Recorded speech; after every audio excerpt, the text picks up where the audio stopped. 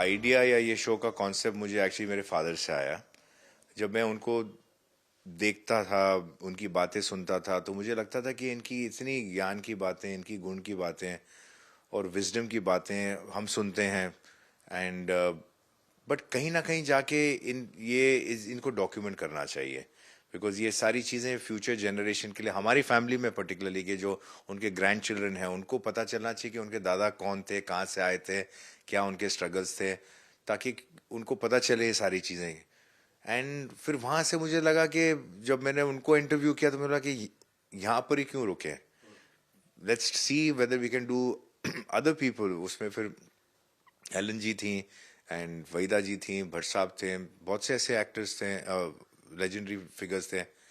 And ये also मुझे इसलिए इसलिए लगा था कि ये करना चाहिए क्योंकि हमारे हिंदुस्तान के अंदर मेरा ऐसा मानना है कि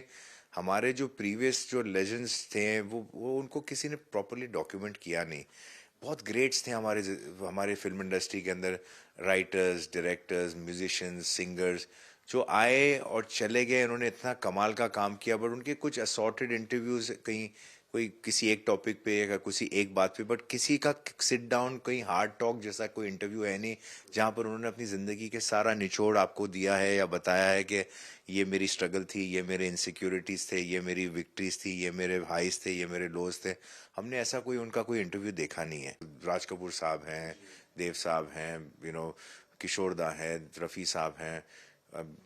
so many actors actresses are who Dilip साहब अभी हाल ही में उनकी डेथ हो गई, लेकिन nobody really documented them, not even the family members to some extent. So I felt that is something that even if this starts a trend and we are conscious that our legends should be, we should learn from them, and if they can be open about it. I mean to say some of them got hesitations, जैसे कि अभी मैंने 6 लोगों के interview किए, इसमें से कुछ 2-3 ऐसे लोग हैं जो लेजेंड्स हैं जिनसे मैं इंटरव्यू चाहता था, लेकिन कहीं ना कहीं वो उनके कोई रिजर्वेशंस थे, वो नहीं बात करना चाह रहे थे। I wouldn't know. मैंने पूछा भी कि भाई ये सारी चीज़ें तो आपको बोलना चाहिए,